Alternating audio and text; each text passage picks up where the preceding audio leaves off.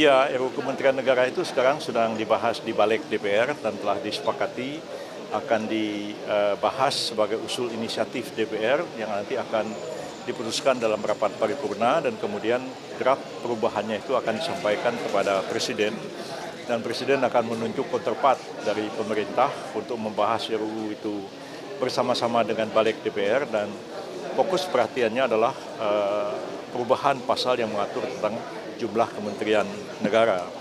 Karena memang pembatasan 34 itu menyulitkan Presiden untuk mewujudkan program-program yang dia inginkan. Di satu pihak kita selalu mengatakan bahwa mengangkat dan memberhentikan menteri itu adalah kewenangannya Presiden, hak prerogatif Presiden.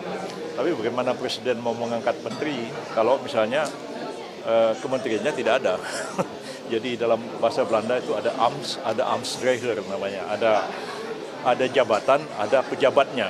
Nah, bagaimana mau mengangkat pejabatnya menteri sedangkan jabatannya tidak ada?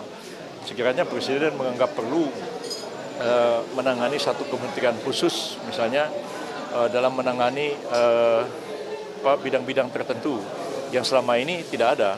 Nah, lalu mau tidak mau Presiden tidak bisa melantik menteri itu, maka diberikanlah kebebasan, harusnya diberikan kebebasan kepada Presiden untuk menentukan berapa jumlah kementerian atau membubarkan kementerian yang ada atau memperluas kewenangannya atau menggabungkan kementerian dan lain-lain. Itu sepenuhnya kita serahkan kepada Presiden dan tentu Presiden akan dengan bijak, ya, tidak mungkin akan membentuk kabinet 100 menteri misalnya. Tapi yang efektif dan efisien sesuai dengan kebutuhan dan kemudian juga jangan terlalu banyak juga berubah, ya. Karena pengalaman saya di waktu-waktu yang lalu menggabungkan dua kementerian atau memisahkan satu kementerian menjadi dua itu tidak sederhana. Saya pengalaman jadi Menteri Hukum, Menteri Kehakiman harus menerima penggabungan Kementerian Urusan HAM.